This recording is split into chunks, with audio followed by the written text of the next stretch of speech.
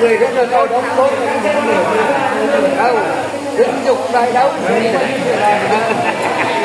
rồi cuối em đó cũng với anh vậy chú rồi rồi